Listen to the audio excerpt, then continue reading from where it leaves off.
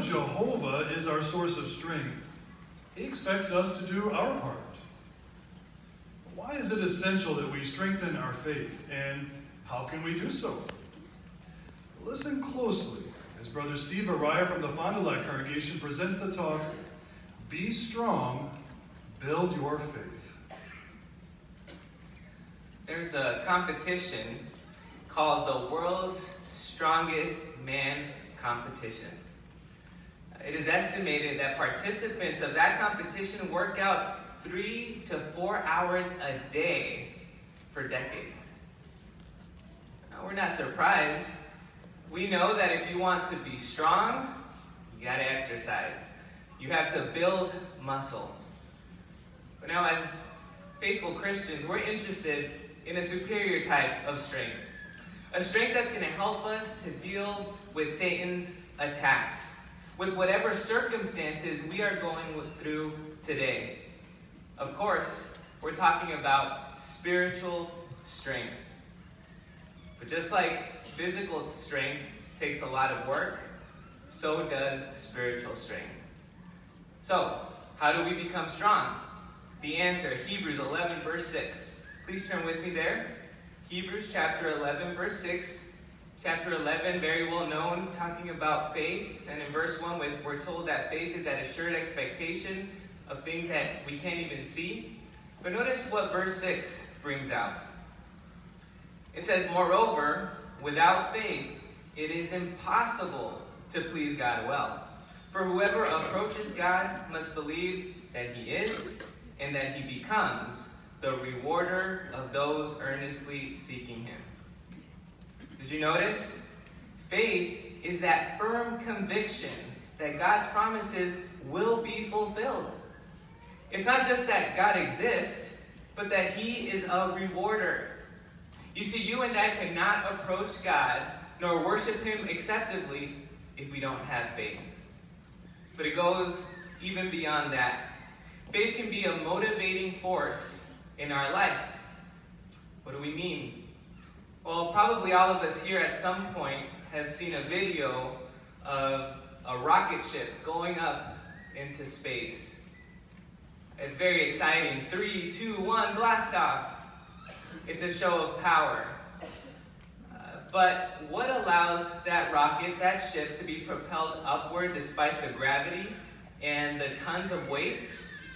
It's the rocket fuel. We know that that rocket fuel propels that ship upward, and we also know that no rocket fuel, that ship isn't going anywhere. Well, in the same way, faith is our rocket fuel. It propels us upward, no matter the gravity of our circumstance, no matter the weight of our situation. Yes, faith is powerful.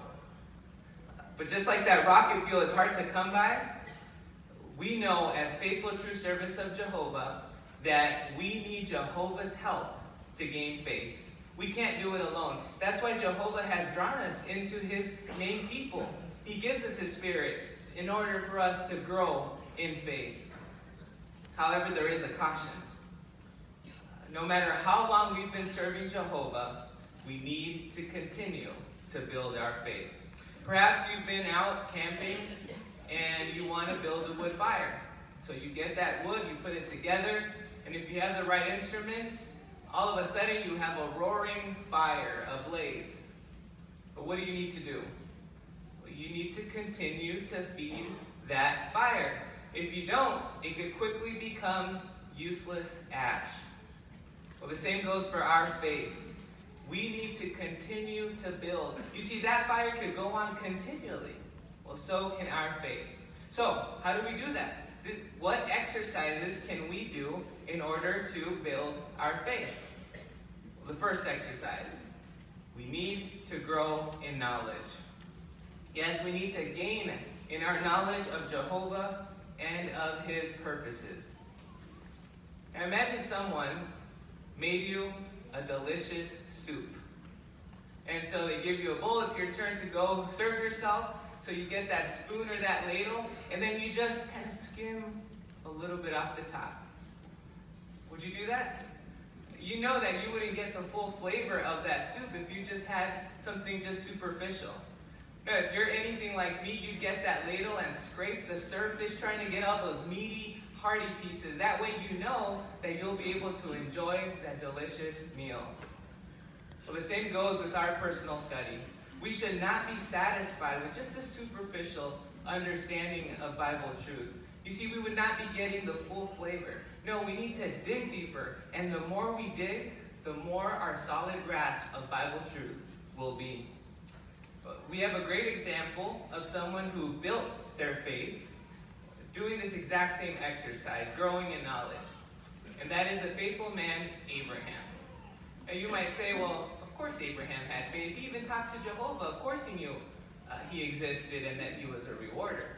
But interestingly, the Bible brings out that Abraham grew up in the idolatrous city of Ur. It even tells us that his father Terah was an idolater as well.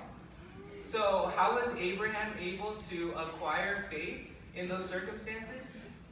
Well, interestingly, his forefather Shem lived until Abraham was about 150 years old.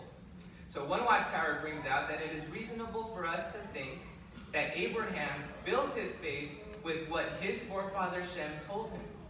Can't you just imagine Abraham sitting there with his forefather? So tell me,